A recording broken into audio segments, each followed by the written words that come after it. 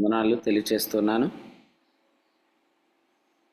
ఈ కూడికలో ఉన్న దేవుని సేవకులకు కూడా వందనాలు తెలియచేస్తున్నాను. కూడికి నడిపిస్తున్న ప్రియులు సత్యనారాయణకు కూడా వందనాలు తెలియచేస్తున్నాను. పరిశుద్ధ గ్రంథంలోంచి దినవృత్తాంతముల 2వ గ్రంథం 9వ అధ్యాయం. దినవృత్తాంతముల 2వ గ్రంథం 9వ అధ్యాయం మొదటి వచనాన్ని చదువుకుందాం. షేబా దేశపు రాణి సొలొమోనును గూర్చిన ప్రసిద్ధిని వినినప్పుడు గూఢమైన ప్రశ్నల చేత సొలొమోనును శోధింపవలనని కోరి మిక్కిలి గొప్ప పరివారమును వెంటబెట్టుకొని గంధవర్గములను, విస్తారము, బంగారమును, రత్నములను ఒంటెల మీద ఎక్కించుకొని యెరూషలేమునకు వచ్చెను. ఆమె సొలొమోను వద్దకు వచ్చి తన మనసులోని విషయములన్నిటిని గురించి అతనితో మాట్లాడాడు. ప్రభునందు ప్రియులారా, ప్రభు అయిన యేసుక్రీస్తు ప్రస్తావించిన వ్యక్తి షేబా దేశపు రాణి. సొలొమోను జ్ఞానం వినుటకు ఆమె చేరువచ్చింది. విమర్శ దినమందు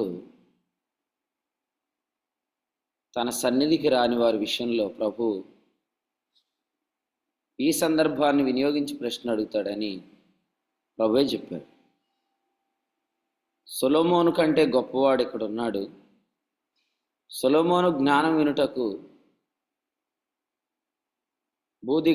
దిగంతముల నుండి షేబదేశపు రాణి వచ్చినప్పుడు మీరెందుకు నా సన్నిధికి రాలేదు అని ప్రభు అడుగుతానని, విమర్శ దినమందు అడుగుతానని మత్తయి సువార్తలో ప్రభు జ్ఞాపకం చేశారు.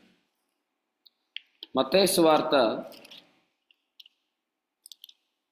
ఆ వాక్యాన్ని మనం చదువుకొని ముందుకెళ్దాం. మత్తయి సువార్తలో 12:42 విమర్శ సమయమున దక్షిణ దేశపు రాణి ఈ తరము వారితో నిలువబడి వారి మీద నేరస్థాపన చేయు.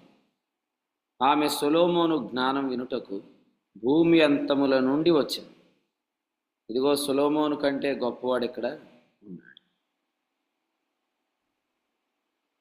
షేబదేశపు రాణి అంత దూరం నుండి సొలొమోను జ్ఞానం వినటానికి వచ్చింది. మరి మీలో ఎంతమంది దేవుని సన్నిధికి క్రమంగా వస్తున్నారు? దేవుని వాక్యం వినుటకు ఎంతమంది వస్తున్నారు? వాక్యం వినటానికి ఇంత దూర ప్రయాణం చేయవలసి వస్తే మరి చేరి వస్తున్నారు.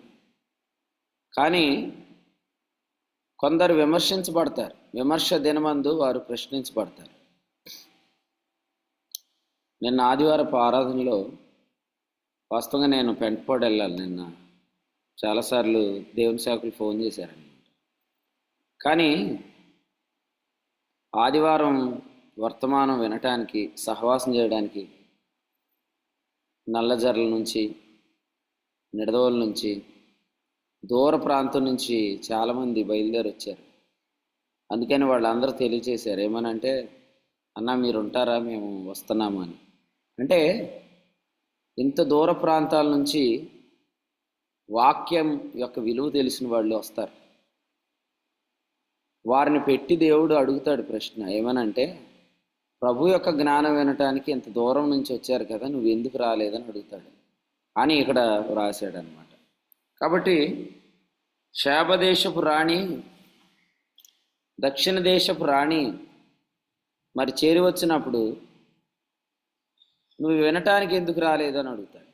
నేను మందిరంలో ప్రశ్న అడిగాను.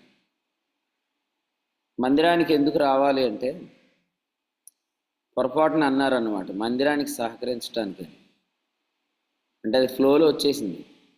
కానీ మందిరానికి మనం ఎందుకు రావాలంటే వాక్యం వినటానికి రావాలి.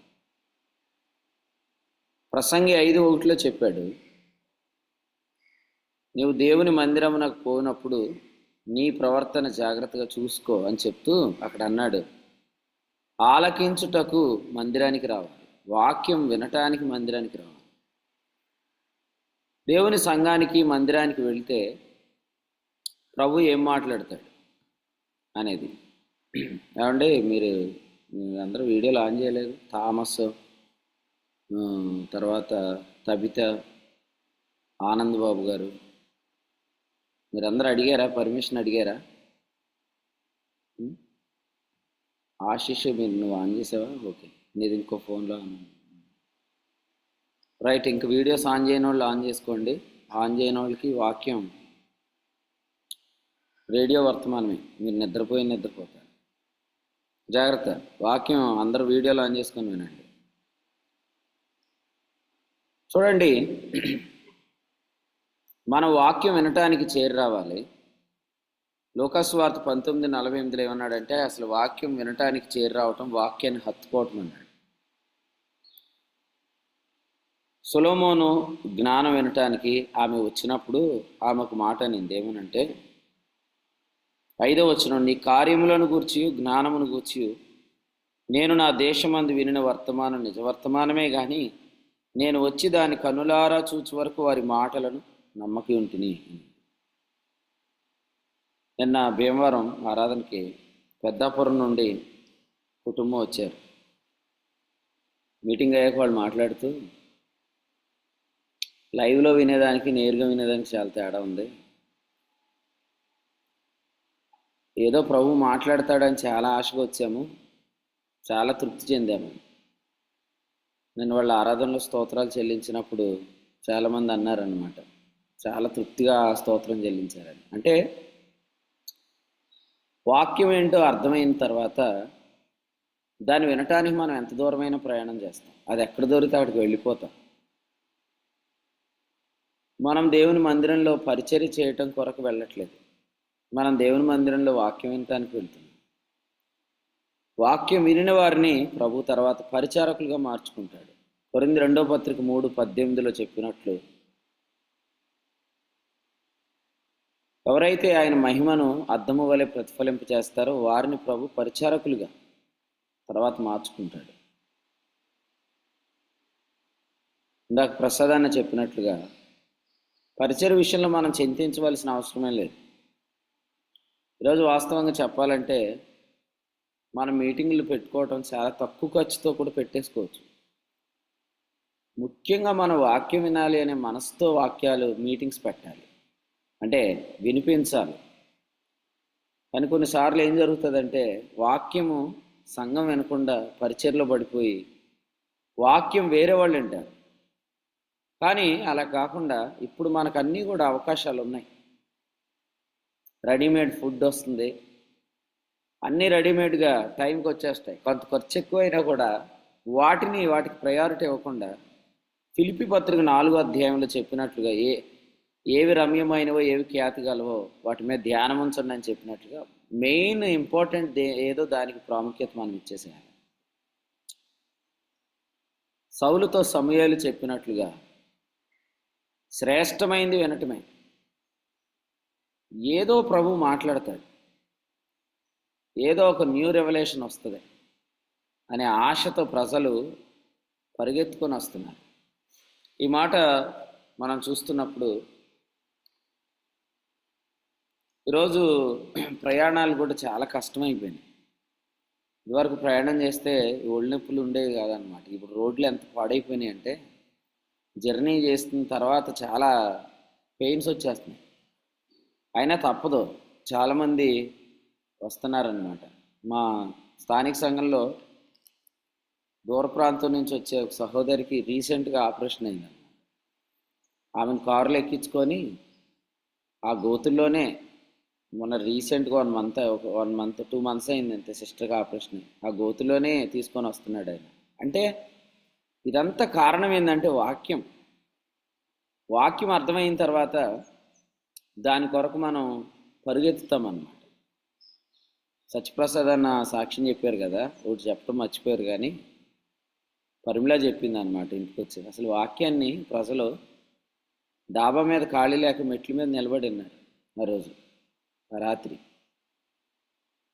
ఆ ఇంటి యజమానుడైతే అమ్మాయి చెప్తుంది, ఆ ఇంటి ఓనర్ అయితే అలాగే మెట్ల మీద మెసేజ్ అయ్యేంతవరకు అంతే నుంచొని వాక్యం విన్నాడు అన్నయ్య అని చెప్తుంది. అంటే మీరు వినండి, వాక్యం యొక్క మాధుర్యం అర్థమైపోతే, దాని యొక్క మాధుర్యానికి అలవాటు పడిపోతే, దాని కొరకు మనం చేసే ప్రయాణాలు, దాని కొరకు మనం చేసే త్యాగాలు కొందరికి గొప్పగా ఉంటాయి, కొంతమందికి అవి వినాలనిపించదు. కానీ అవి నిజంగా ప్రభు ప్రశంసిస్తున్నాడు.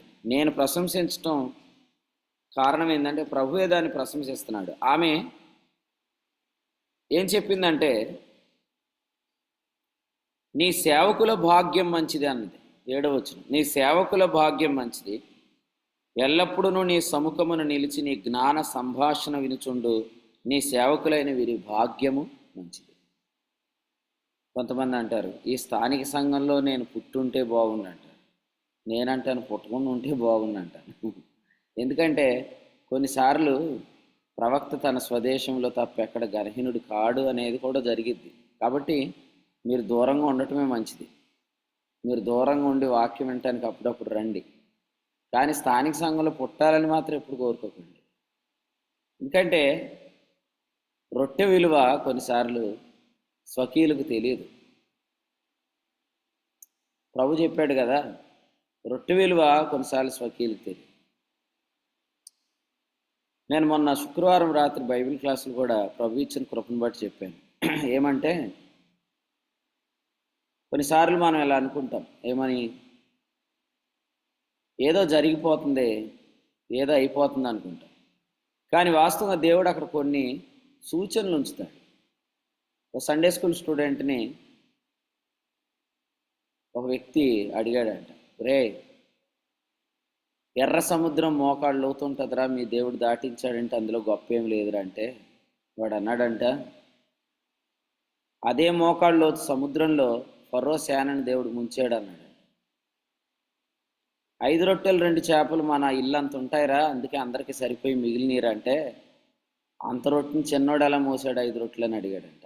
అలాగా సంఘము ద్వారా వస్తున్న వాక్యాన్ని కాదనుటకు వీరు లేకుండా దేవుడు కార్యాలు జరిగిస్తాడు. అంటే ఏమి జరగట్లేదు, ఏది అవ్వట్లేదు అనేది లేకుండా దేవుడు ఏం చేస్తాడంటే, సంఘము ద్వారా వినిపిస్తున్న వర్తమానాన్ని బట్టి ఎఫెసీ పత్రిక 3:11 చెప్పినట్లుగా పరిచర్య జరిగిస్తాడు. సో పరిచర్యలే జరుగుతున్న పని సంఘం ద్వారా సంఘం యొక్క క్షేమాభివృద్ధిని తెలియపరుస్తాయి అన్నమాట. చాలా తక్కువ కాలంలో దేవుడు మన పరిచర్యకు తెలంగాణ ప్రాంతంలో మేరలిచ్చాడు. ఈ లోకల్ మినిస్ట్రీస్ అనేవి గొప్పవే, కానీ దీన్ని మించింది తెలంగాణ మినిస్ట్రీ. ఎందుకంటే తెలంగాణలో అడుగు పెట్టడం అనేది అది దేవుని కృప వల్ల జరుగుతుందన్నమాట. అందుచేత యేసు ప్రభు మనకిచ్చిన ఈ భాగ్యాన్ని, సేవకుల భాగ్యం ఎంత గొప్పది అంటుంది. కానీ ఆమె నిజంగా వాక్యాన్ని ఎక్కువగా వినే అవకాశం కలిగిన వారు ఎంత భాగ్యవంతులు అనేది మనం చూస్తున్నాం. అపోస్తుల కార్యాల గ్రంథంలో ఒక మాట మనం చదువుకొని ముందుకు వెళ్దాం. చూడండి, అపోస్తుల కార్యాల గ్రంథం 4వ అధ్యాయం 16 చదవండి. 4:16. ఈ మనుష్యులను మనమేమి చేయుదము? వారి చేత ప్రసిద్ధమైన సూచక క్రియ చేయబడి ఉన్నదని యెరూషలేములో కాపురమున్న వారికి అందరికీ స్పష్టమే. అది జరగలేదని చెప్పజాలము. ఇక్కడ మనం చూస్తున్నాము, జరగలేదు అని చెప్పాలనే ఆలోచన ఉంటుంది. మీరు చెప్తాను, మనం ఎంత గొప్పగా చెప్పుకుంటాం, కానీ కొందరు దుర్నీతి పరులు ఎలా కూడా చెప్పుకుంటారు. ఎలాగంటే, ఏం జరిగిందిలే, ఎవరు వచ్చారు, వాళ్ళు రాలేదు, వీళ్ళు రాలేదు అని ఏదో ఒకటి చెప్పాలనుకుంటారు. అయితే ప్రభు ఏమంటాడంటే, ప్రసిద్ధమైన సూచక్రియ నేను ఉంచుతాను అంటున్నాడు. ఆయన వాగ్దానం ఇస్తున్నాడు, ఒక ప్రసిద్ధమైన సూచక్రియ ఉంచుతాను. ఇక్కడ మనం చూస్తాము 14, స్వస్థత పొందిన ఆ మనుషుడు వారితో కూడా నిలిచుండడు చూచి ఏమీ ఎదురు చెప్పలేకపోయింది. ఏదో చేయాలనే ప్రయత్నంతో ప్రజలు వస్తారు, కానీ అక్కడ దేవుడు ఉంచే ఆధారాలు చూసి ప్రజలు నోరు మూసుకొని వెళ్ళిపోతారు. ప్రేమతో తెలియజేస్తున్నాను, ప్రభు వాక్యాన్ని గ్రహిస్తే అప్పుడు మనమే దేవుని సన్నిధికి వస్తాం. అంతవరకు మనం రావటాన్ని గుర్తించాలనుకుంటాం. అటువంటి ప్రయత్నం మీరు చేయకండి. మనం రావటాన్ని గుర్తించాలి, మనం రాకపోవటాన్ని గుర్తించాలి, మనం రాలేదేంటని మనల్ని విచారించాలి అని అనుకోవద్దు. ఎందుకంటే సొలొమోను కంటే గొప్పవాడు ఇక్కడ ఉన్నాడు. ఆయన జ్ఞానం వినటానికి వచ్చేవారు, ఆయన వాక్యం వినటానికి వచ్చేవారు కావాలి.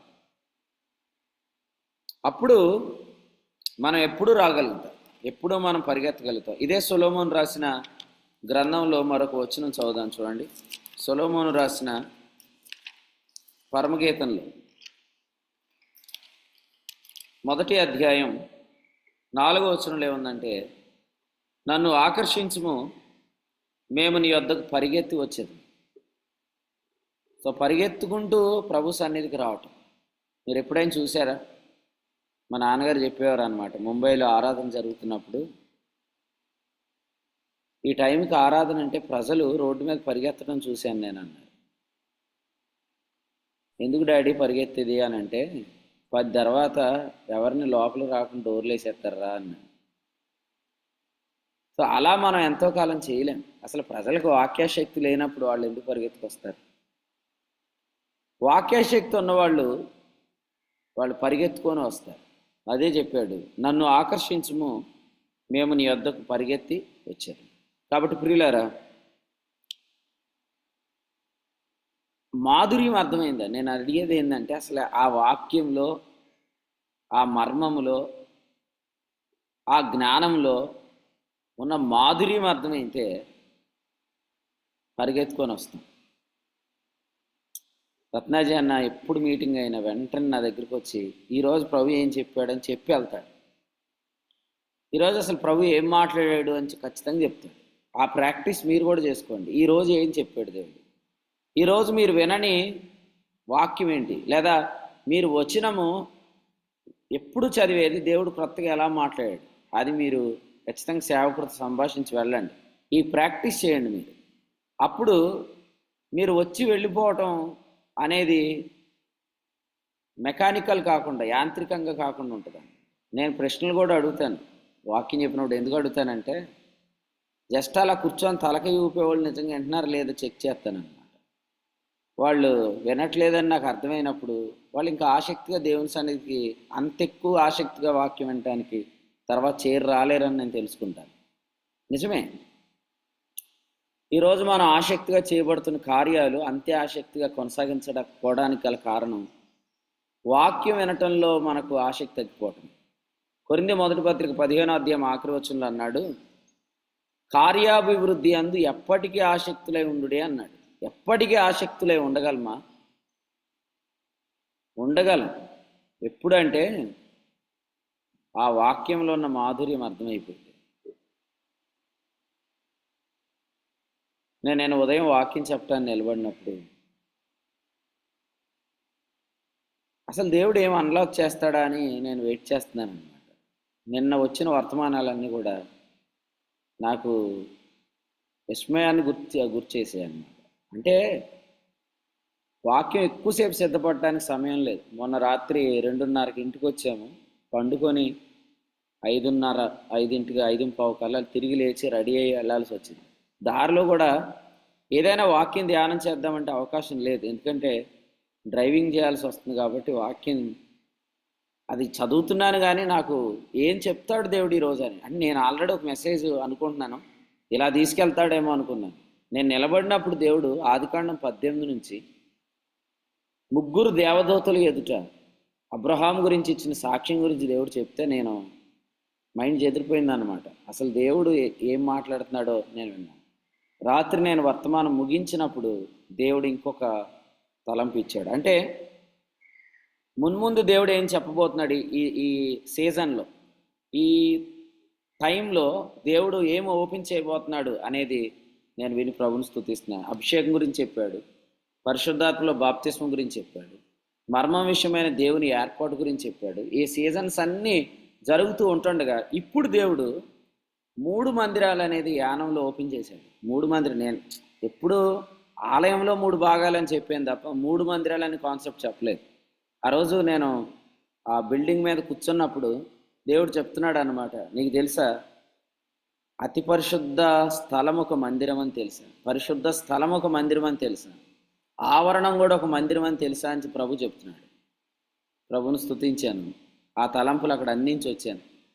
మళ్ళీ నిన్న ప్రభు మాట్లాడుతూ అంటున్నాడు, ఈ మాంసము 8:31 లేవీకాండంలో ఇశ్రాయేల్ లేక యాజకులు ఎక్కడ తింటున్నారో ఆ ఆవరణం కూడా పరిశుద్ధమైంది అంటే నేను ప్రభుతో అంటున్నానమాట. లేదు లేదు ప్రభా, వాళ్ళు పరిశుద్ధ స్థలంలో తిన్నారని నాకు చూపించాను అడుగుతున్నాను. ప్రభు అంటున్నాడు, లేదు లేదు, వాళ్ళు ఆవరణంలోనే తినాలి, ఆవరణం కూడా పరిశుద్ధ స్థలమే, నీకు నేను వచనాలు చూపిస్తానని చూపించాను. అప్పుడు నేను ఆలోచించడం స్టార్ట్ చేశాను. దండగారిలో నిన్న వాక్యంలో నేను చెప్పాను, దేహము పరిశుద్ధమైనది కానీ శరీరంలో పాపం ఉన్నది. ఈ రెండింటికి ఉన్న వ్యత్యాసం చెప్పాను. ఎవరైనా నిన్న దండగారి మెసేజ్ వినండి ఖచ్చితంగా. పరిశుద్ధమైన దేహము, పాపము నివసిస్తున్న శరీరం, ఈ రెండింటికి డిఫరెన్స్ చెప్పాను. ఇందాక కుయ్యేరు రాజన్న చేసిన ప్రార్థన దగ్గర దగ్గర నిన్న ఆ వర్తమానం, ఒకవేళ వినుండొచ్చు, లేకపోతే నిన్న వర్తమానంలో ఏదో ఒకటి వినుండొచ్చు. సో ఆ మెసేజ్ అయితే అదే. కాబట్టి ప్రియులారా, ఒక్కొక్క తలంపు దేవుడు మీకు ఓపెన్ చేస్తాడు, ఒక్కొక్క మర్మము దేవుడు విప్పుతాడు. అలా దేవుడు విప్పిన ప్రతిసారి మీకు దేవుడు ప్రజలను ఇస్తాడు.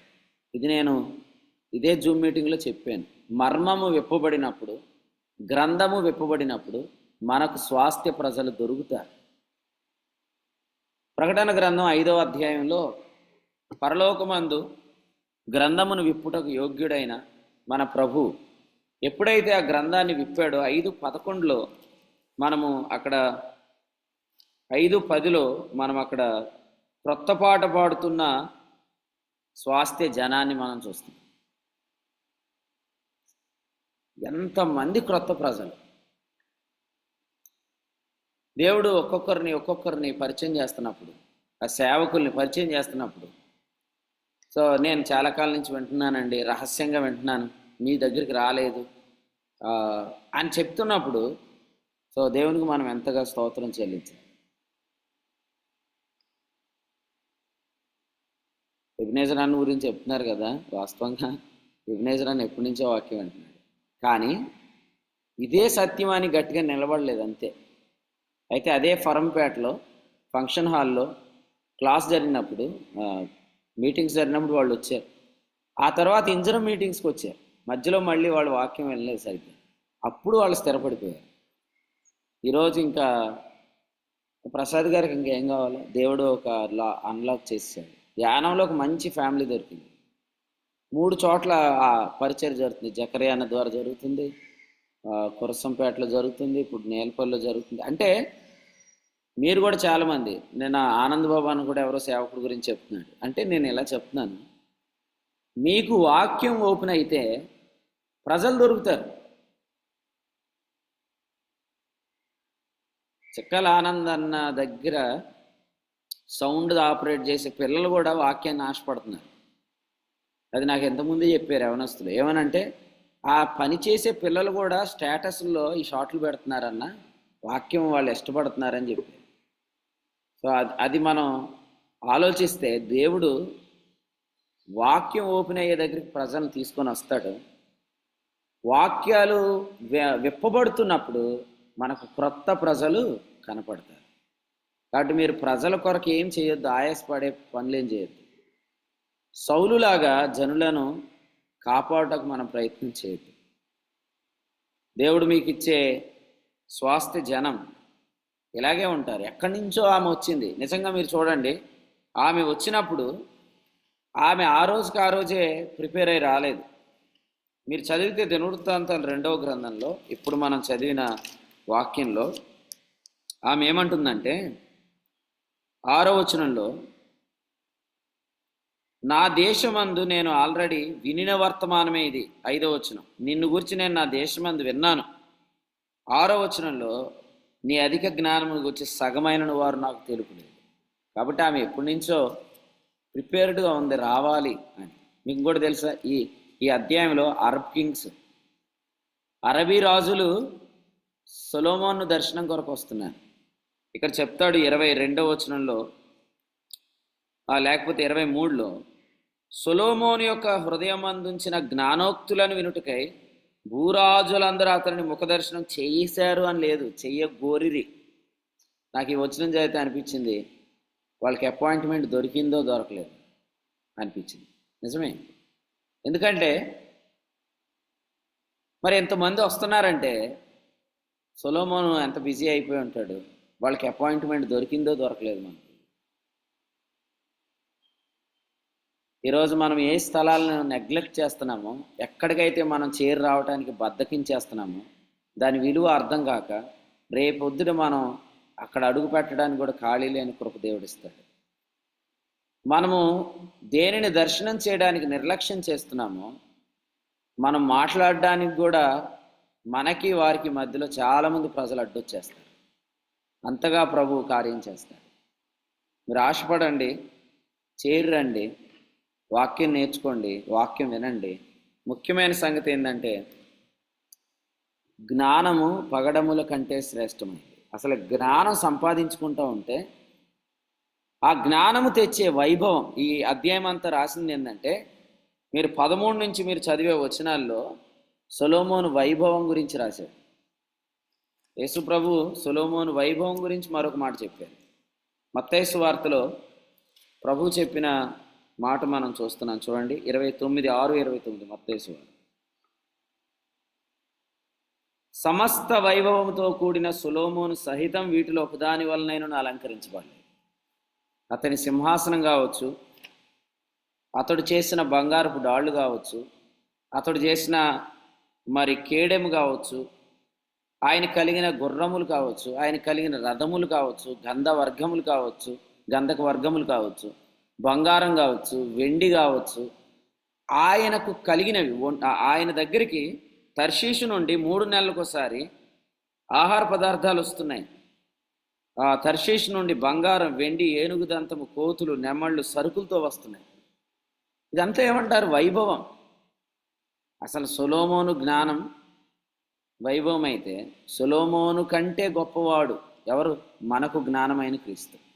కొరింథీ మొదటి పత్రిక 1:31లో క్రీస్తే మన జ్ఞానం. 1:24 కొరింథీ మొదటి పత్రికలో ఏం చెప్పాడు? దేవుని జ్ఞానము, దేవుని శక్తి క్రీస్తే అన్నాడు. అది సొలొమోను కంటే శ్రేష్టమైన జ్ఞానం. ఈ జ్ఞానం మీకు సంపాదించుకోవాలన్న ఆశ ఉంటే ఇంతకంటే వైభవంతో మీరు అలంకరించబడతారు.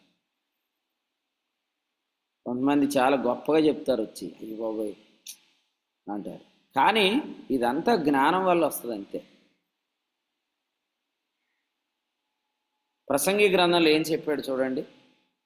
సొలొమోను రాసిందే, ప్రసంగి గ్రంథం కూడా సొలొమోను రాసిందే. అయితే అందులో ఏం చెప్పాడంటే 10:1 బొక్కవాని తైలంలో చచ్చిన ఈగల పొరటు చేత అది చెడు వాసన కొట్టింది. కొంచెము బుద్ధిహీనత త్రాసులో ఉంచినడల జ్ఞానమును ఘనతను తేలగొట్టును అన్నాడు. కొన్నిసార్లు మనం బాగానే వెళ్తాము, సడన్గా ఒక బుద్ధిహీనమైన పని చేస్తాం. నేను చేశాను ఆ పని, అలాగే మీరు కూడా చేస్తారు. చేయకండి. విశ్వాసమైన మనం ఇక ముందుకు వచ్చిన తర్వాత విశ్వాసంలో అభివృద్ధి అయినాక మాత్రం ఈ తప్పు చేయకూడదు. ఎంత కొంచెము బుద్ధిహీనత మన జ్ఞానాన్ని ఘనతను తేలగొట్టేసింది. ఎంత మినిస్ట్రీ కట్టుకున్నాం కదా, ఇప్పుడు ఈగలు పడతాయి తైలంలో. పడనీయకండి. పడిందంటే ఇంత విలువైన తైలంలో కూడా ఏమొస్తుంది? చెడు వాసన వస్తుంది. నేను అందుకే చాలాసార్లు చెప్తాను, జ్ఞానం అనేది గ్రాంటెడ్ కాదు. శరీరం అనేది అంటే అది కాపాడుకోవటం అనేది గ్రాంటెడ్ కాదు. ఘటం అన్నాడు. ఘటం అని ఎందుకు అన్నాడు? ఇక్కడే చెప్పాడు. పరిశుద్ధత యందును ఘనత యందును ఘటమును కాపాడుకోవాలి. ఘనత అనేది గ్రాంటెడ్ అనుకోవద్దు. మీరు చేసే బుద్ధిహీనమైన పని మీ మొత్తం ఘనతను పోగొట్టేసింది. సో ప్రేమతో చెప్తున్నాను, తెస్సలోనికీయులకు రాసిన పత్రిక 4వ అధ్యాయంలో చెప్పాడు. ఏమనంటే జారత్వమునకు దూరంగా ఉండండి, పరిశుద్ధత పరిశుద్ధులు అవుటికే ప్రభు మనల్ని పిలిచాడు, కానీ అప్పిత్రులుగా ఉండుటకు ప్రభు మనల్ని పిలవలేదు అని చెప్తూ అక్కడ అన్నాడు 5వ వచనంలో, పరిశుద్ధత యందు ఘనత యందు ఘటం కాపాడుకోండి. కొండను ఎంత జాగ్రత్తగా వాడాలంటే కొండ ఎప్పుడు పడినా పగిలిపోద్ది. మీలో చాలామంది కీర్తిస్తున్నారు, కానీ మీరు రహస్యకరమైన పాపం చేస్తున్నారన్న సంగతి బయట పడింది అనుకోండి, మీ కొండ పగిలిపోద్ది అంతే. అందుకనే ఏదైనా ఉంటే ముందే సరిచేసేసుకోండి. అంతే తప్ప నన్ను ఎవరు చూడరు, నా విషయం ఎవరికీ తెలియదు, నేను బాగానే సీక్రెట్గా మెయింటైన్ చేస్తున్నాను అని మాత్రం అనుకోవద్దు. ఇంత ఘనతను సంపాదించుకున్న తర్వాత ఆ తైలములో చచ్చినేగ పడకుండా జాగ్రత్తగా ఉండాలి. ఇంత కొంచెము బుద్ధిహీనత జ్ఞానమును ఘనతను తేలగొడుతుంది అంతే. సో అందుకనే జ్ఞానం అనేది మన జీవితంలో ఎంత ప్రాముఖ్యమైందో ఆలోచన చేస్తున్నాం. ఇంత వైభవం ఎంత గొప్పగా చెప్పుకుంటారండి ఆయన బల్ల గురించి, అసలు సొలొమోను బల్ల గురించి, సొలొమోను భోజనం గురించి, సొలొమోను సేవకుల గురించి, సొలొమోను దగ్గర ఉన్న బంగారం గురించి, ఆ దినాల్లో వెండి ఎన్నికకు రాలేదనే విషయము, ఆయన దగ్గరికి వస్తున్న ఓడల గురించి, హీరాము సహకారం గురించి, ఆయన కట్టిన మందిరం గురించి, ఆయన కట్టిన నగరం గురించి, ఆయన కర్టైన్స్ గురించి కూడా. మీరు పరమగీతం చదివితే సొలొమోను నగరు తెరలు అన్నాడు. అంటే సొలొమోను నగరంలో ఉన్న తెరలకు కూడా వైభవం ఉంది. జ్ఞానం మీ దగ్గర ఉంటే మీ వైభవం అలా పెరుగుతుంది. బుద్ధిహీనత వచ్చిందనుకోండి, లెక్క చేయరంతే, ఏడుస్తారు తర్వాత మీరు కూర్చొని. ఏమనంటే ఒకప్పుడు ఈ వైభవం ఏమైపోయింది. అందుకనే తైలం గొప్పదే కానీ ఈగలు పడకుండా చూడాలి. చచ్చిన ఈగలు పడతాయి. అందుకనే ఇక్కడ ఏమన్నాడంటే మీ విశ్వాసమందు సద్గుణమును అన్నాడు. పేతురు రాసిన 2వ పత్రికలో దాన్ని అమర్చుకోండి అని చెప్పాడు. ఏమన్నాడు? పేతురు రాసిన 2వ పత్రిక 1వ అధ్యాయం 5వ వచనంలో మీ విశ్వాసమందు సద్గుణము, సద్గుణమందు జ్ఞానం అని చెప్పాడు. విశ్వాసంలో సద్గుణం ఉండటమే జ్ఞానం అండి. విశ్వాసంలో సద్గుణం ఉండటమే జ్ఞానం. సద్గుణం అంటే ఏంటి? సద్గుణం అంటే ఏంటంటే 12వ వచనంలో రాశాడు చూడండి. పేతురు రాసిన 2వ పత్రిక 1:12 ఈ సంగతులను తెలుసుకొని మీరు అంగీకరించిన సత్యమందు స్థిరపరచబడి ఉన్నను. వీటిని గూర్చి ఎల్లప్పుడూ మీకు జ్ఞాపకం చేయడానికి సిద్ధంగా ఉన్నాం. అన్నీ తెలిసినను నేర్చుకోవాల్సినవి ఉన్నాయి, స్థిరపడినను మరలా వినాల్సిన అవసరం ఉంది. ఓకేనా? సద్గుణం లేకపోతే ఏం జరిగిద్దంటే తెలిసింది కదా, తెలిసిపోయింది కదా అనుకుంటాం అంతే. ఆ సద్గుణం లేకపోతే జ్ఞానం ఉండదు అంతే. మిమ్మల్ని ప్రశ్న అడుగుతాను, ప్రభు మీతో మాట్లాడుతున్నాడా? ప్రభు మీతో మాట్లాడుతున్నాడా? సమాధానం ఉందా మీ దగ్గర? ఏమొద్దు బ్రదర్, మాట్లాడుతున్నాడు. మాట్లాడాడు కాదు, ప్రభు మాట్లాడాడు కాదు, మాట్లాడుతున్నాడు. మాట్లాడాడు అన్న వాళ్ళు అందరూ తప్పు చేస్తారు, మాట్లాడుతున్నాడు అన్నవాళ్ళు తప్పు చేయరు. ఎందుకంటే మాట్లాడాడు అంటే ఎప్పుడు మాట్లాడాడు? ఎంతకాలం అయింది మాట్లాడి? సో అందుచేత పేతురు ఇలా చెప్తున్నాడు. ఏమనంటే అప్పటికి పేతురు గురించి పేతురు ఏం చెప్పాడంటే 13లో నా గుడారం త్వరగా విడిచిపెట్టవలసి ఉన్నదని. అంటే ఏ వయసు అయింది? అసలు పేతురు ఏ వయసులో చనిపోతాడని ప్రభు చెప్పాడు? యోహాను సువార్త 21లో నీవు ముసలివాడు అయినప్పుడు అన్నాడు కదా, వృద్ధాప్యమందు చనిపోతాడని చెప్పాడు. ఇక్కడేం రాశాడు? నా గుడారం నేను త్వరగా విడిచిపెట్టవలసి వస్తుంది, ఇప్పుడు కూడా నేను వాక్యాలు జాగ్రత్త చేస్తున్నాను అన్నాడు. అసలు యవనస్తులే నోట్స్ రాయరండి ఈరోజు మీటింగ్స్లో, అలా కూర్చొని చూస్తూ ఉంటారని. కానీ పరిచర్లో నేను చూసింది ఏంటంటే పెద్దోళ్ళు కూడా, వృద్ధులు కూడా నోట్సులు రాస్తారు. ఎందుకు రాస్తారంటే అది విశ్వాసమందు సద్గుణం, అదే జ్ఞానం. విశ్వాసమందు సద్గుణమును, సద్గుణమందు జ్ఞానమును అమర్చుకోండి, ఇట్టి క్రియలు చేయవారైతే మీరు సోమరులు నిష్ఫలులు కారని చెప్పాడు. నిత్యరాజ్యంలో సమృద్ధి అని ప్రవేశం అన్నాడు. కాబట్టి ప్రియులారా, సద్గుణం మీలో ఉందా? లేదు. ఘటము కాపాడుకోవటం అనేది అది ప్రస్తుత పని కాదు, జరిగిపోయిన పని అనుకుంటున్నారా? అలా అనుకుంటే కొంచెము బుద్ధిహీనత మరి జ్ఞానమును ఘనతను తేలగొడుతుందండి. అవివేక పనులు చెయ్యొద్దని ప్రేమతో తెలియచేస్తున్నాను. నేను ఈ అవివేకపు పని చేశాను అని మీరు చెప్పుకుంటారు తర్వాత. ఎందుకంటే ఇంత ఘనత సంపాదించుకొని సొలొమోను గురించి ఏం రాశాడంటే ఇక్కడ దినవృత్తాంతాల 2వ గ్రంథంలో ఈ ఉదయం మనం చదివిన వాక్యంలో ఏముందంటే కీర్తి అనే మాట ఉంది చూడండి, 9:6. నీ కీర్తి ఎంతో హెచ్చుగా ఉన్నది.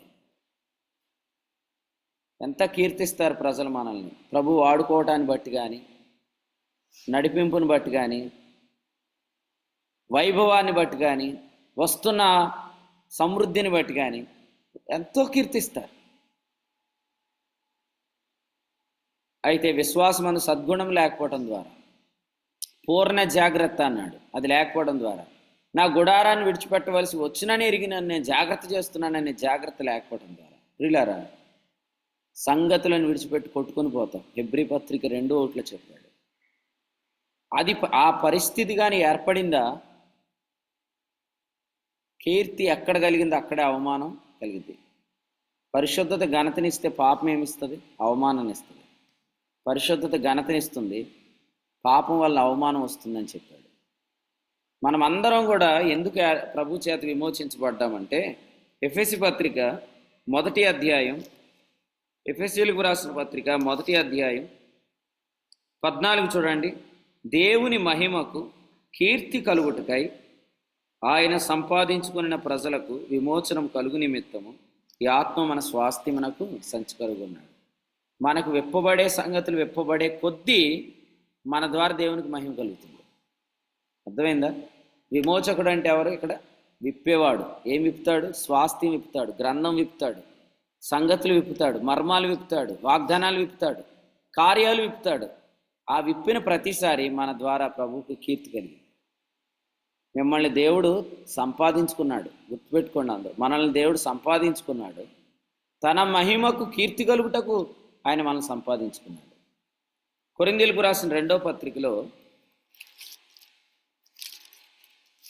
సేమ్ ఇదే మాట.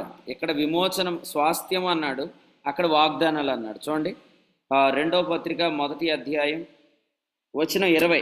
దేవుని వాగ్దానములు ఎన్ని అయినను అన్నీ క్రీస్తునందు అవునన్నట్టుగానే ఉన్నవి గనుక మన ద్వారా దేవునికి మహిమ కలుగుటకై అవి ఆయన వలన నిశ్చయములై ఉన్నవి. మనకు వాగ్దానాలు వస్తే మన ద్వారా తర్వాత ప్రభు కీర్తి కలుగుతుంది. మనకు స్వాస్థ్యం కలిగితే మన ద్వారా ప్రభు కీర్తి కలిగింది. మన ద్వారా కీర్తి పొందటానికి ప్రభు మనల్ని ఏర్పరచుకున్నాడు. మన ద్వారా ప్రభు కీర్తించబడితే మన కీర్తి కలిగింది. మన ద్వారా ప్రభు కీర్తి కలిగితే మన కీర్తి కలిగింది. నన్ను ఘనపరచు వారిని నేను ఘనపరుస్తానని చెప్పాడు.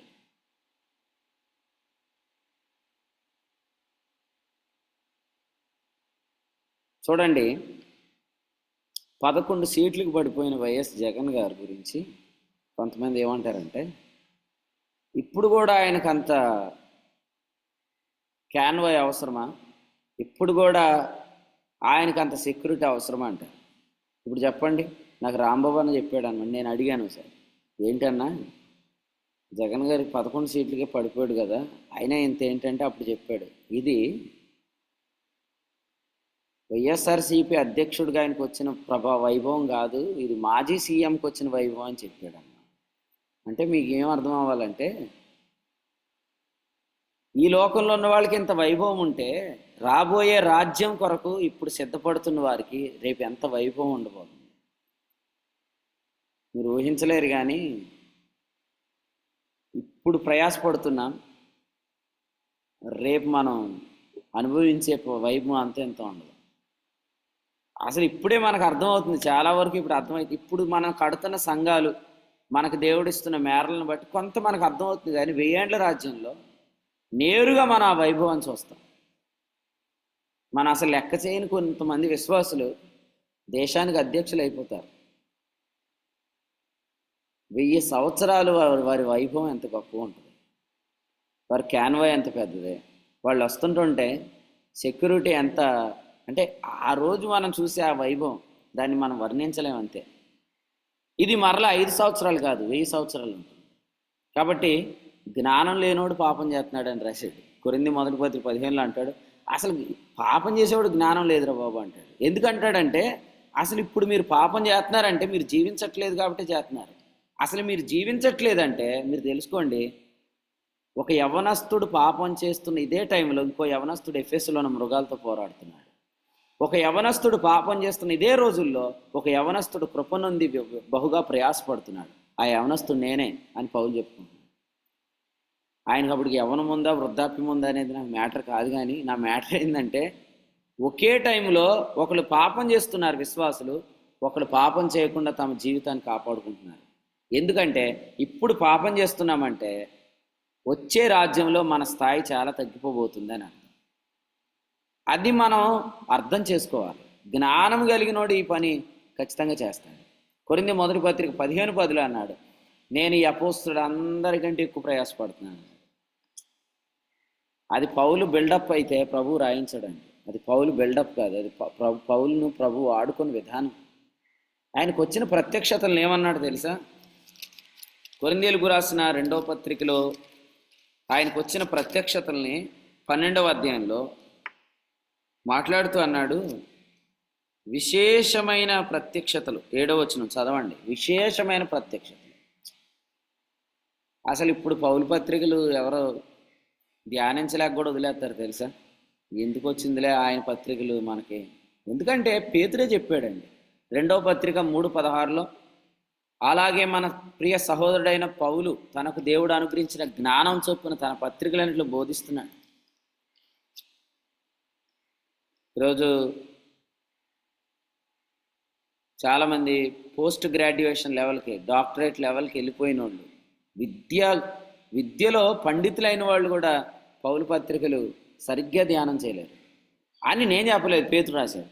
వీటిని విద్యావిహీనులు, పామరులు, విద్యావిహీనులు తమ స్వకీయ నాశనమునకు అపార్థం చేస్తారని చెప్పాడు.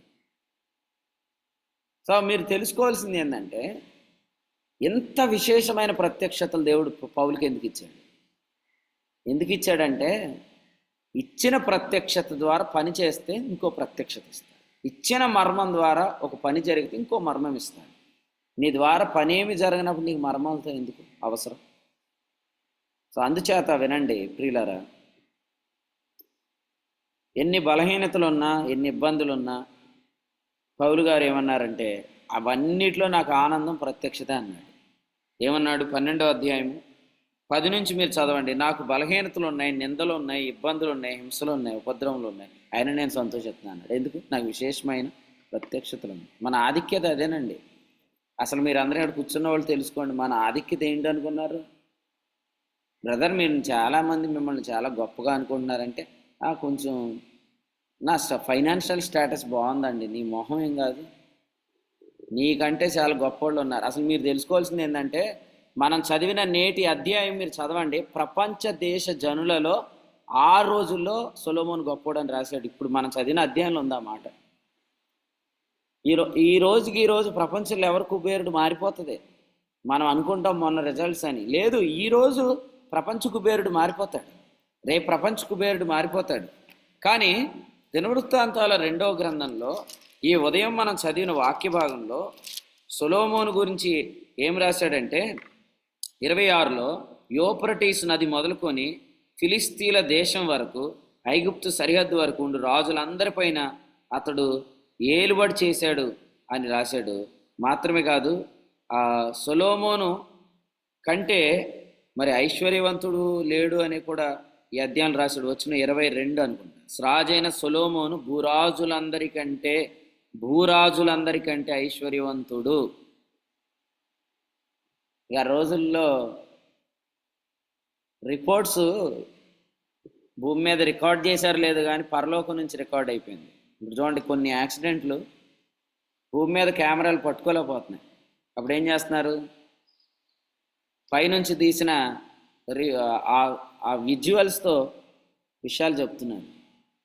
ఇటీవల కేరళలో జరిగింది కానీ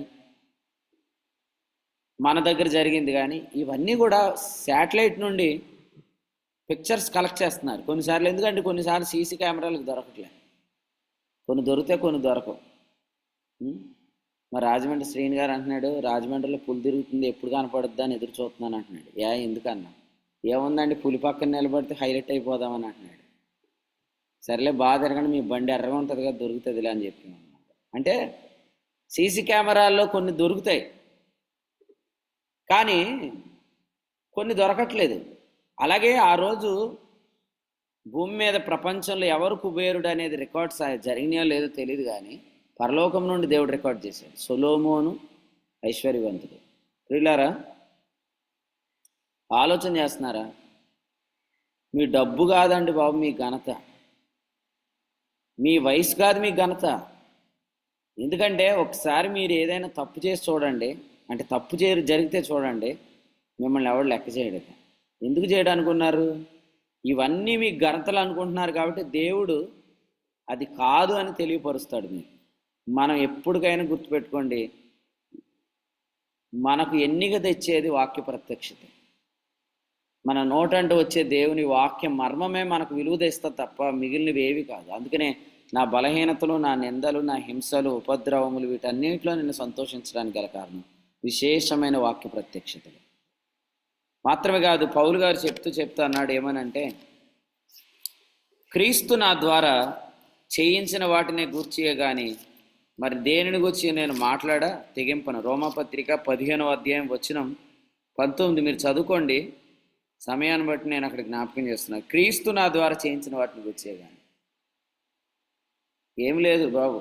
ఎవరైనా వచ్చి మిమ్మల్ని చూడాలనుకుంటున్నామండి, రాజారావు గారిని అనేవారంట. రాజారావు అంకుల్ మిమ్మల్ని చూడాలని వచ్చాము అని అంటే రాజారావు గారు అనేవారంట, ఏం చెప్తామమ్మా ఈ మంటిని అనేవాడంట. నిజమే, చాలామంది మనల్ని చూడాలని వస్తారు, మన ముఖ దర్శనం చేయాలని వస్తారు. కానీ పౌలు ఏమన్నాడంటే, మీరందరు రాకండిరా బాబు, నాకు ప్రత్యక్షతే కీర్తి, నా ద్వారా ప్రభు జరిగించినవే నాకు కీర్తి. అలా కాకుండా మీరు నన్ను ఎలాగూ ముఖదర్శనం చేసినా మీరు మోసపోతారు, నన్ను మోసం చేస్తారు. నన్ను ముఖదర్శనం చేయడానికి రాకుండా.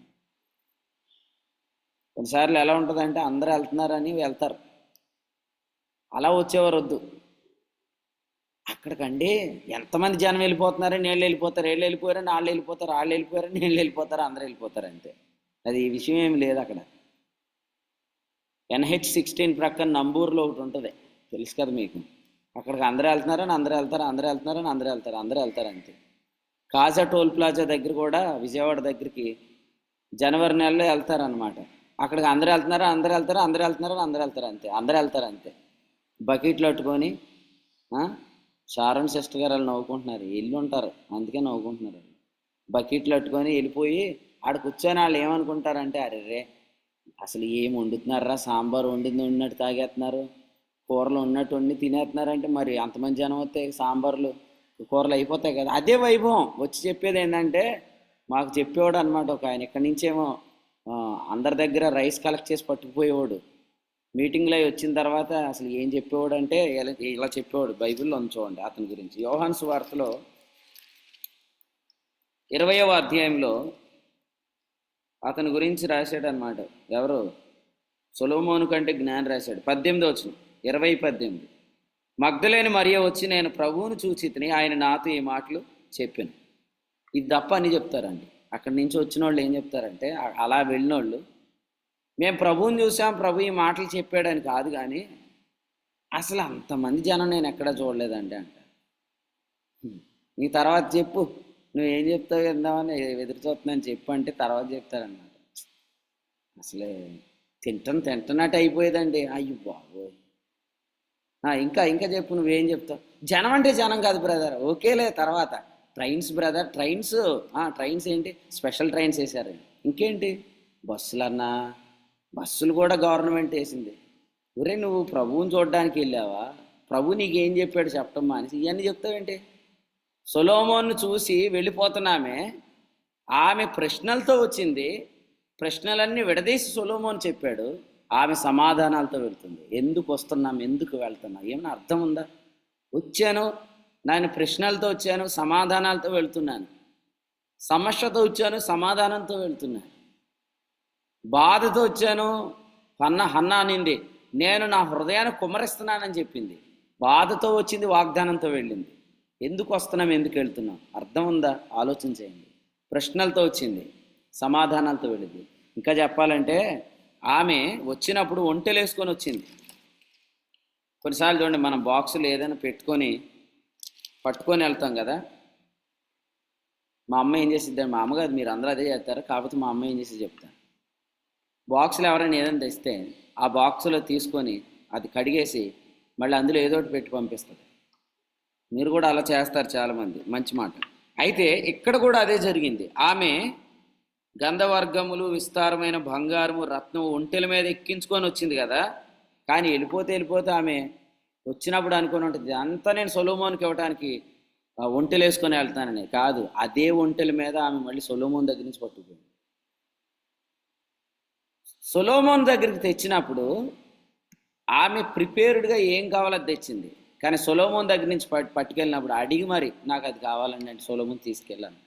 నాకు ఇది కావాలండి, అది కూడా తీసుకెళ్ళి. ఇది ఏదో ఫ్యాన్ కొత్తగా ఉందండి, ఇది మాకు ఇస్తారా, పట్టుకుపో అన్నాడు. అంతే. అవన్నీ ఒంటెల మీద పట్టుకుపోయాయి. మీరు అర్థం చేసుకోవాల్సింది ఏంటంటే, మీరు తెచ్చేదానికంటే మీరు పట్టుకెళ్ళేది ఎక్కువ. ప్రభు సన్నిధికి వస్తే సరిగ్గా మీరు తెచ్చేదానికంటే మీరు పట్టుకెళ్ళేది ఎక్కువ. మీరు వచ్చేది సమస్యతో, మీరు వెళ్ళేది సమాధానంతో. మీరు వచ్చేది ప్రశ్నలతో, వెళ్ళేది సమాధానంతో. మీరు వచ్చేది బాధతో, వెళ్ళేది వాగ్దానంతో. ఎవరిస్తారు? ఈ రోజుల్లో పిల్లలు లేని డాక్టర్స్ చాలామంది ఉన్నారు, పిల్లలు పుట్టని డాక్టర్స్ చాలామంది ఉన్నారు. సంతాన సాఫల్య కేంద్రాలు నడిపిస్తున్న వాళ్ళు కూడా సంతానం ఉండదు. వెక్కిరించకండి వాళ్ళని. వాళ్ళు మన కొరకే ప్రయాసపడుతున్నారు, వారు మన కొరకు చదువుకున్నదంతా ఖర్చు పెడుతున్నారు. కాబట్టి నేను ఇక్కడ ఏం చెప్తానంటే, ప్రభు సన్నిధికి వస్తే నువ్వు వెళ్ళు, నీ కుమారుడు కలుగుతాడనే మాట ప్రభు ఇస్తే, ఇంకా శరీరము ఎంత సహకరించకపోయినా ప్రభు కార్యం చేసేస్తాడంతే. వాగ్దానం యొక్క విలువ ఎంత? ఎన్ని కోట్లు ఖర్చు పెడితే పిల్లలు పుడతారు ఈరోజు. కాబట్టి దయచేసి మీరు ఎందుకు గొప్పోళ్ళు అనుకుంటున్నారో ఒక్కసారి ఆలోచన చేసుకోండి. మీ వయసును బట్ట, లేకపోతే మీకున్న డబ్బును బట్ట, మీ ఫేస్ వాల్యూ అనుకుంటున్నారు. ఇవేవి కాదు. ఎందుకంటే రేపు మీకు తెలిసిపోతుంది ఇదంతా కాదని. జస్ట్ నాకు విశేషమైన ప్రత్యక్షతలు ఉన్నందున అన్నాడు. 2, క్రీస్తు నా ద్వారా జరిగిస్తున్న వాటిని గురించి అన్నాడు. తప్పకుండా ప్రభు మిమ్మల్ని అలాగ నడిపించునుగాక. ఏమాత్రం మోసపోవద్దు. మీ విశ్వాసం అంత సద్గుణం ఉంచుకోండి, అదే జ్ఞానం. ఆఖరికి ఒక మాట చెప్పి నేను ముగిస్తాను. చూడండి, ఇందాక నేను చెప్పింది ఇది, అయినా ఒకసారి ఈ మాట చెప్తాను. ఇటీవల మధ్యాహ్నం మీటింగ్స్లో కూడా ఇది నేను జ్ఞాపకం చేశాను. ఫిలిప్పీ పత్రిక 3:8 పౌలు ఏమన్నాడంటే, అతి శ్రేష్టమైన జ్ఞానం కలుగు నిమిత్తము అన్నాడు. జ్ఞానం కలుగు నిమిత్తము అనే మాట అన్నాడు. కొలస్సీ పత్రికలో కూడా రాశాడు. ఒకసారి నేను అది చదువుతాను, వాక్యం వినేవాళ్ళు వినండి. కొలస్సీలకు రాసిన పత్రిక 3వ అధ్యాయంలో 9-10 వచనాలు అన్నాడు, జ్ఞానం కలుగు నిమిత్తం నవీన స్వభావమును ధరించుకొనుట, జ్ఞానము నిమిత్తమై సమస్తమును నష్టము గెంచుకొనుట. దీని అర్థం ఏంటో చెప్పి నేను ముగిస్తాను. ఇక్కడ జ్ఞానం అంటే ఏంటంటే అనుభవ జ్ఞానం. అసలు ప్రభువుని గురించిన జ్ఞానం అంతా అనుభవ జ్ఞానమే. ప్రభువుని గురించిన జ్ఞానం అంతా కూడా అనుభవ జ్ఞానం. ఎందుకంటే ప్రభువుని గురించిన జ్ఞానం ద్వారా కార్యాలు జరుగుతాయి, లేదా ప్రభువుని గురించిన జ్ఞానం కార్యాల ద్వారా తెలియబడుతుంది అన్నమాట. మీరు తెలుసుకోండి, ఒక వ్యక్తి జ్ఞానం సంపాదించుకోవాలని నిర్ణయించుకున్నాడు అనమాట. సో అందుకని ఇలా అంటున్నాడు అనమాట. ఏమనంటే, నేను విశ్వాసాన్ని బట్టి నీతిమంతుడిని అనుకుంటున్నాడు, అంటే యథార్థత కలిగి ఉన్నాడు. సో క్రీస్తు మరణంలో సమాన అనుభవం ఎంచుకుంటున్నాడు. ఏమని? గలతీ 2:20, నేను క్రీస్తుతో కూడా సిలువ వేయబడ్డానని ఎంచుకుంటున్నాడు. సో నేను పాపం విషయంలో చచ్చిపోయానని ఎంచుకుంటున్నాడు. తద్వారా ఆయన ధర్మశాస్త్రం నుంచి విడుదల పొందానని ఎంచుకుంటున్నాడు. ధర్మశాస్త్రమందు, యోధా మతమందు తనకున్న ఆధిక్యతలన్నీ పెంటతో సమానంగా ఎంచుకుంటున్నాడు. బెన్యామీను గోత్రికున్నా, ఇశ్రాయేలీయుడినా, లేకపోతే 8వ దినాన్ని సున్నతి పొందినవాడినా, హెబ్రియుడునా, పరిసయ్యుడునా, సంఘమును ఆసక్తి విషయంలో హింసించిన వాడునా, ధర్మశాస్త్రం వల్ల నీతి విషయంలో అనిందుడినా, ఇవన్నీ పెంట అనుకున్నాడు అనమాట. ఎందుకంటే నేను కానీ క్రీస్తు మరణంలో సమాన అనుభవం గలవాడినని ఎంచుకుంటే ఆయన పునరుద్ధానమును, ఆయన పునరుద్ధాన బలమును, ఆయన శ్రమలలో పాలువాడు ఒకటి ఎటుదో నేను ఎరుగుతాను. ఇది జ్ఞానం, సంపాదించుకునే జ్ఞానం. అంటే జస్ట్ ఇలా అనుకుంటే చాలు. ఏమనంటే, నేను క్రీస్తుతో సిలువ వేయబడ్డాను, ధర్మశాస్త్రం నుంచి విడుదల పొందాను అని ఎంచుకుంటే చాలు, ఈ కార్యముల ద్వారా దేవుడు జ్ఞానాన్ని బయలుపరుస్తాడు. అంటే ఫిలిప్పి 1:11 చెప్పినట్లుగా ప్రేమ తెలివితోనూ అన్నాడు చూసారా, సకల విధమైన అనుభవం. నేనేమంటానంటే మీరు జ్ఞానంతో నింపబడటం అంటే అది ఖచ్చితంగా ప్రాక్టికల్ నాలెడ్జే, అనుభవ జ్ఞానం. ఎవరు చెప్తారండి? మీరు చెప్తారు ఈ కార్యం ఎలా జరిగిందంటే మీరు ఆ కార్యం గుండా ప్రయాణం చేసే కృపను దేవుడు ఇస్తాడు, కాబట్టి దేవుడు మీకు ఆ జ్ఞానం ఇస్తాడు. చాలామంది సొలొమోను దగ్గరకు అరబీ రాజులు, యూఫ్రటీస్ మొదలుకొని ఐగుప్తు సరిహద్దు వరకు రాజులందరూ మరి ఆయన ముఖదర్శనం చేయడానికి వచ్చారు. ఎంతోమందికి ఆయన ముఖదర్శనం చేసే అనుగ్రహం ఉండదు. కానీ ఎవరైతే ఆయన దగ్గరికి వచ్చారో ఆ స్త్రీ చెప్తుంది ఏమనంటే, నేను వినిన దానికంటే తక్కువే, నేను చూసిన దానికంటే తక్కువే విన్నాను అంది. కాబట్టి ప్రాక్టికల్ నాలెడ్జ్ చాలా ఇంపార్టెంట్. కొంతమంది పుస్తకాలు బాగా చదువుతున్నారు, చదివి హతసాక్షుల పుస్తకం చదివి ఎప్పుడు ఆ హతసాక్షుల గురించి చెప్పుకుంటూ కాలం గడిపేస్తారు.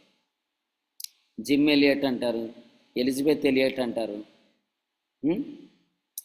స్కాట్లాండ్ దేశంలో మిషనరీస్ గురించి చెప్తారు, ఆఫ్రికా దేశంలో మిషనరీల గురించి చెప్తారు. కానీ వాళ్ళ గురించి చదువుతున్నాం, కానీ ప్రాక్టికల్గా పౌలు గారు ఏమన్నారంటే, ఆయన శ్రమలలో పాలువాడొకట ఎట్టుదో మనం ఎరగాలంటే ఆయన పునరుద్ధాన బలమును ఎరగాలంటే ఆయన పునరుద్ధానమును ఎరగాలంటే ఆయనతో మరణ విషయంలో సమాన అనుభవం గలవాడిని ఎంచుకోవాలి.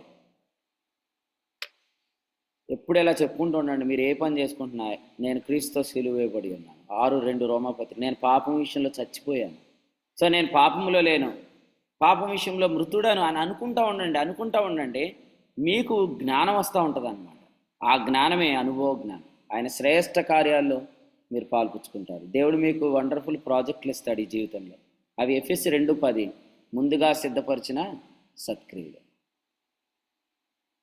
ఒక మాట చెప్తాను, దేవుడు కాటన్ గారికి ఇచ్చిన ప్రాజెక్టు, కాటన్ గారి పేరు ఇప్పటి వరకు గుర్తుండిపోయేలా చేసింది. సర్ అర్థర్ కాటన్ అంటే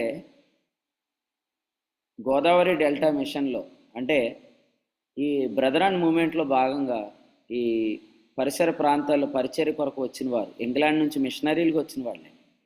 కానీ దేవుడు ఇక్కడికి తీసుకొచ్చిన తర్వాత వాళ్ళకి పనిని చూపించి వారి ద్వారా ఇటువంటి పనులు చేయటం ద్వారా వారి పేరు ఇంకా మరవబడదు అన్నమాట. అసలు ఈ కోనసీమ ప్రాంతాల్లో ఆయన విగ్రహం లేని ఊరు ఉండదు అన్నమాట. ఇదంతా దేవుడు మిమ్మల్ని వాడుకోవడం ద్వారా ఇస్తాడనమాట. దేవుడు మిమ్మల్ని ఒక ప్రత్యేకమైన రీతిలో వాడుకుంటాడు.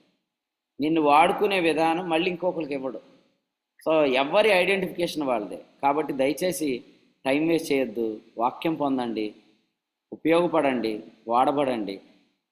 రానున్న దినాల్లో దేవుడు మీ ద్వారా చేసే కార్యాన్ని స్పష్టంగా బయలుపరుస్తాడు. దేవుడి తలంపులు మన కొరకై దీవించును గాక. దేవుడు మనందరికీ జ్ఞానం ఇచ్చును గాక, అనుభవ జ్ఞానం ఇచ్చును గాక, వైభవం దయచేస్తాడు. దేవుడు సద్గుణము మీ అందరికీ దయచేయాలని నేను ప్రార్థన చేస్తున్నాను. ప్రభు ఈ తలంపులు మనందరి వినికిడిలో దీవించును గాక. ఆమేన్. దినవృత్తాంతాల 2వ గ్రంథము 9వ అధ్యాయం నుంచి సొలొమోను గారు సంపాదించుకున్నటువంటి జ్ఞానం ఆయనకి ఎంత ఘనత ఇచ్చింది.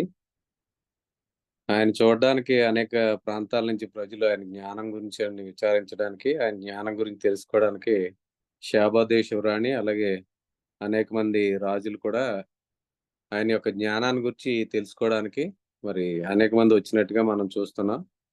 ఇవాళ మనం కూడా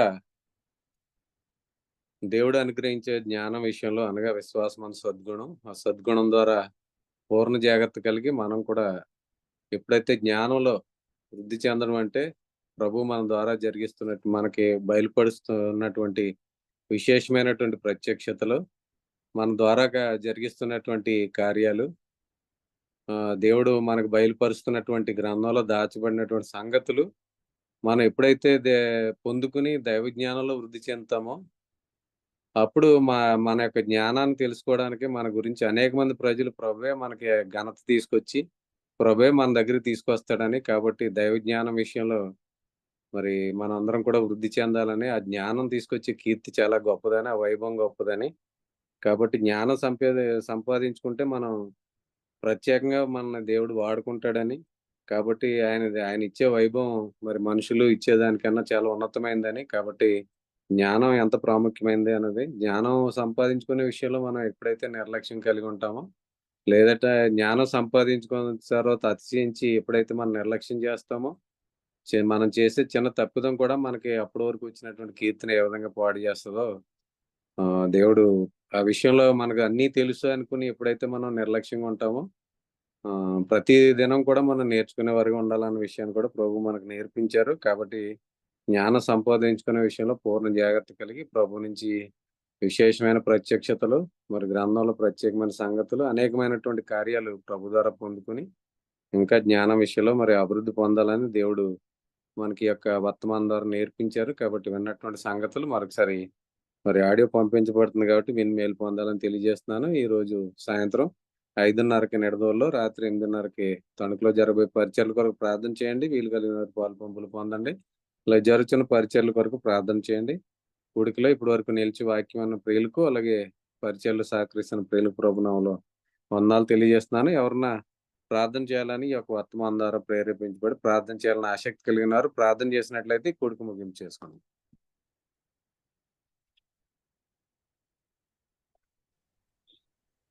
సిస్టర్ అందరూ చేయండి. అందరికీ వందనాలు. స్తోత్రములు దేవా, స్తోత్రములు మహాపరిశుద్ధుడా, మా తండ్రి మీకు స్తుతులు స్తోత్రములు. కృపగల దేవా, ఉదయకాల సమయం బట్టి మీకు స్తుతులు దేవా. మాకు ఇచ్చిన మంచి సహవాసమును బట్టి ప్రభా, మమ్మల్ని తండ్రి వాక్యం యొక్క తండ్రి శక్తితో మమ్మల్ని ప్రతిదినము వాక్య జ్ఞానంలో, వాక్య జ్ఞానంలో, అనుభవ జ్ఞానం గుండా మమ్మల్ని నడిపిస్తున్నందుకు వందనాలు, స్తుతులు, స్తోత్రములు. ఇదేను మా యొక్క పాప జీవితం నుంచి నాయన, ధర్మశాస్త్రముల నుంచి అన్నిటి నుంచి మమ్మల్ని విడిపించి అయ్యా ఒక ఉన్నతమైన స్థానంలోకి మమ్మల్ని నడిపిస్తున్నందుకు వందనాలు దేవా. ప్రతి విషయంలో మేము కృతజ్ఞత కలిగిన వారమే ఉండటకు మీకు చూపుతున్న కృపను బట్టి వందనాలు, స్తోత్రులు. ప్రతి దినం మీ సన్నిధికి అయ్యా మిమ్మల్ని గూర్చి ఎన్నో నేర్చుకుంటూ ప్రభా, ఎలా సొలొమోను వచ్చి తండ్రి సేబారాని తన దగ్గరికి వచ్చింది ఈ దినమున ప్రభా, మీ దగ్గరికి వచ్చి ప్రభా, మీరు రేపు దినమున విమర్శ దినమున మా ప్రభా మీ సన్నిధికి రాని దాని గురించి మీరు ఎలాగ అడుగుతారో ఈ దినమున మేము నేర్చుకుంటున్నాం ప్రభా. అట్టి భాగ్యం మాకు ఇచ్చినందుకు వందనాలు, స్తుతులు, స్తోత్రములు.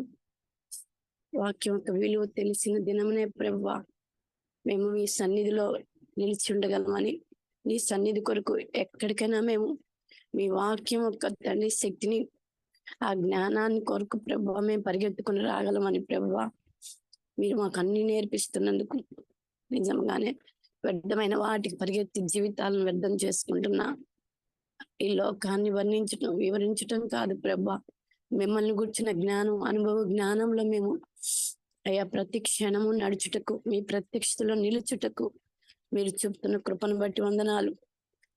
మీకు స్తుతులు, స్తోత్రములు చెల్లిస్తున్నాం ప్రభా. మీరు ప్రతి దినము మాతో మాట్లాడుతున్నారు. మీరు మాట్లాడుతున్న కొలది ప్రభా మాలో అయ్యా కలుగుతున్న ప్రతి దినము మీ వాక్యమును మేము హత్తుకోవాలని, ఆనుకోవాలని నిరంతరము ప్రభా మీ వాక్యంలో మేము అనేక విషయాలు నేర్చుకోవటమే కాదు ప్రభా, అనేక విషయాలను గురించి మేము స్థిరముగా బలముగా మీ అందు మీ సన్నిధిలో నిలుచుటకు ప్రభా, రేపటి దినమున ప్రభా అయ్యా బలా మంచి దాసుడని ప్రతి విషయంలో మేము నమ్మకస్తులుగా యథార్థవంతులుగా ఉండాలని మమ్మల్ని మేము సరి చేసుకుంటున్నా అయ్యా కృపను బట్టి వందనాలు. మీ వాక్య జ్ఞానంలో మమ్మల్ని సరిదిద్దుతున్నందుకు వందనాలు, స్తుతులు.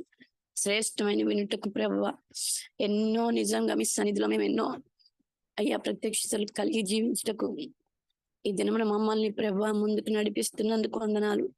మీ యొక్క వాక్యం యొక్క మాధుర్యంలోకి మమ్మల్ని పరిపూర్ణంగా దేవా, ఈ వాక్యం యొక్క మాధుర్యాన్ని నిర్లక్ష్యం చేసుకోకుండా అయ్యా అనేకమైన భయముల నుండి మమ్మల్ని విడిపించావు. అనేక సమస్యల నుంచి నిజంగా మీ సన్నిధికి వస్తే మాకు సమస్య వస్తే సమాధానాన్ని ఇస్తున్న దేవుడివి అయ్యా. మీకు వందనాలు, స్తుతులు, స్తోత్రములు. యేసయ్య ఉదయకాల సమయంలో మా బిడ్డలందరూ చేరి వచ్చిన బిడ్డలందరిని బట్టి వందనాలు, స్తోత్రములు. అయ్యా ప్రతి ఒక్కరిని ప్రభువా, ఎవరిని నిర్లక్ష్యం చేసుకొని వద్దు ప్రభా.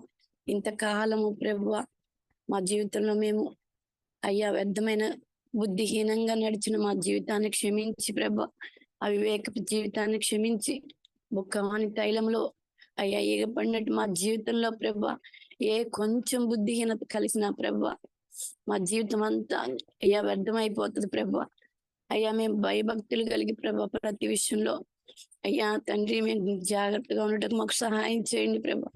జ్ఞానం విషయంలో ఎప్పుడు అనుభవాన్ని సంపాదించుకుంటూ అనుభవంలో అనేకులకి ఆయన సాక్షులుగా ఉంటూ ప్రభా అయ్యా యేసయ్య మీ వెలుగొద్దకు వచ్చిన ప్రతి ఒక్కరికి ప్రభా అయ్యా మేము క్రీస్తుతో కూడా సిలువ వేయబడ్డామని అటువంటి పునరుద్ధాన బలమును ప్రభా అయ్యా మరణం విషయంలో పాపం విషయంలో మేము చచ్చిపోయామని ప్రభా యేసయ్య మా జీవితంలో అటువంటి స్థిరమైన నిర్ణయాలు కలిగి ప్రభా యేసయ్య మేము మీతో కూడా సిలువ వేయబడ్డామని ప్రతి క్షణము మాలో అటువంటి అనుభవాలతో ప్రభు నడిపిస్తున్నందుకు వందనాలు, స్తుతులు, స్తోత్రములు.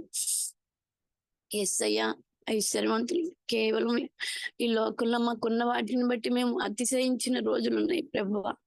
ఈ దినం మాకు ఈ వాక్య జ్ఞానం వల్ల ప్రభువా అయ్యా తండ్రి ఎన్నిక కాదని, ఎన్నిక తెచ్చేది ఒక్క వాక్యము అయ్యా, వాక్యంకి ప్రత్యక్షతని ప్రభు ఎరిగి ప్రభు అట్టి వాక్యంలో మేము అందరం నిలుచుటకు మాకు సహాయం చేయండి ప్రభు. యేసయ్య దేనిని బట్టి ప్రభు అతిశయించాము అయ్యా మా జీవితంలో అది ఎంత బుద్ధిహీనతని ఎరిగి ఈ దినమున వాక్యం యొక్క ప్రత్యక్షతలోకి మమ్మల్ని నడిపిస్తున్నందుకు ప్రభువా మీకు స్తుతులు నాయన, స్తోత్రములు చెల్లిస్తూ మా జీవితాలని నాయన కాపాడుకుంటూ ప్రతి దినము మీ కృప పొంది అయ్యా పాపము నుండి మేము నాయన అయ్యా దూరంగా వెళ్ళి ప్రభు మా జీవితాలను కాపాడుకుంటూ ప్రతి ఒక్కరిని నాయన మీ చేతులకు అప్పగిస్తున్నాం. అటువంటి కాన్సెప్ట్ లో అటువంటి భయంలో మేము ఎప్పుడు జీవించాలి ప్రభు. మా జీవితాలను ఎవరికి మేము అప్పగించుకోకూడదు, దేనికి అప్పగించుకోకూడదు. ఏ ఒక్కనైనా మనిషి పొగడతలకి బానిసలు అవ్వకుండా, వ్యర్థమైన మనుషుల్ని మా జీవితంలో రానివ్వకుండా ప్రతి క్షణము మేము జ్ఞానం కలిగి ప్రభా మీరు కాపాడుతున్న కొలది ప్రభా అయ్యా మేము ఇంకా ముందుకు వెళ్ళటకు ప్రభా మాకు సహాయం చేయండి ప్రభా. యేసయ్య వందనాలు, స్తుతులు, స్తోత్రములు. మా నాలెడ్జ్ ప్రాక్టికల్ గా ఉండటం నిజంగా చాలా ఇంపార్టెంట్ ప్రభా. మా నాలెడ్జ్ ఎప్పుడు ప్రభు ప్రాక్టికల్ గా ఉండాలి ప్రభా. అటువంటి కృప మాకు దయచేయండి ప్రభా. అయ్యా ఎవరినో చూసి నేర్చుకోవడం కాదు, ఎవరినో చూసి ప్రభా మేము ఫాలో అవటం కాదు, మాకు మోడల్స్ కాదు, మాకు మాకు మీరు ఇచ్చిన జ్ఞానమే, మీరు ఇచ్చిన ప్రత్యక్షతే, మీరు ఇచ్చిన వాక్యమే మాకు నాయన ఈ దినమున మాకు చాలా ముఖ్యమని మేము ఎరిగి ప్రభా వాక్యంలో మేము స్థిరపడటకు మాకు మీరు కృప దయచేస్తున్నందుకు, మమ్మల్ని ముందుకు నడిపిస్తున్నందుకు, మమ్మల్ని స్థిరపరుస్తున్నందుకు ఇచ్చిన తండ్రి దైవదాసులను బట్టి మీకు జ్ఞానమును బట్టి వందనాలు. బిడ్డల్ని బలపరుస్తూ ఇంకా అనేకుల్ని ప్రభా ఈ దినమున నిజముగా ప్రభా సత్యం ఒక అనుభవాన్ని నాయన అయ్యా విడిచి ఏయో మాట్లాడతాము, ఏయో చెప్తాం, అయ్యే గొప్ప అనుకుంటాం ప్రభా.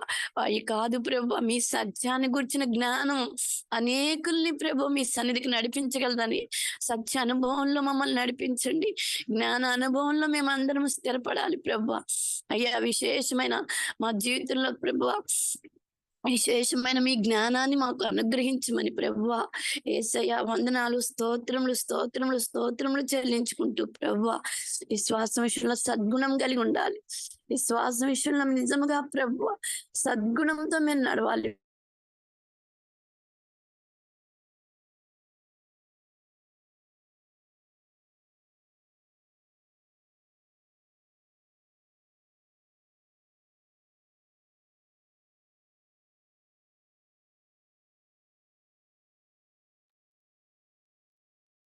Sister audio ఆగిందండి.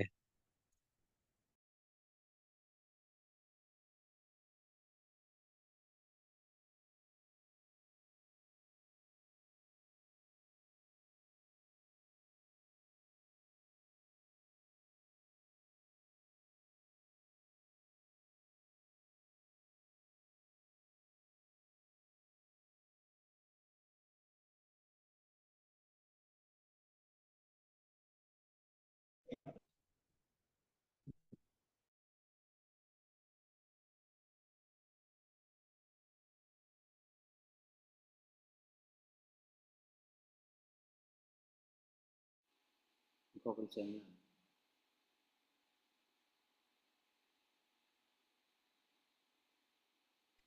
ఇస్రాయేల్ గారు ప్రార్థన చేయండి ముగింపు.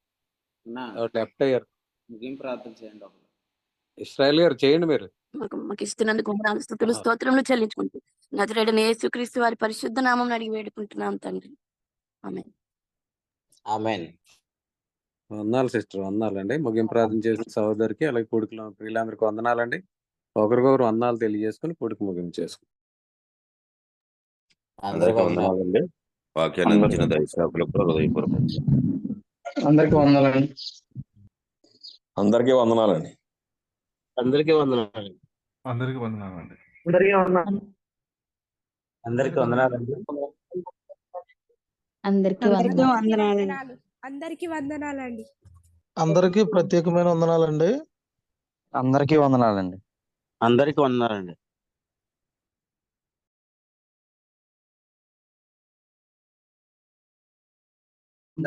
వందనాలండి.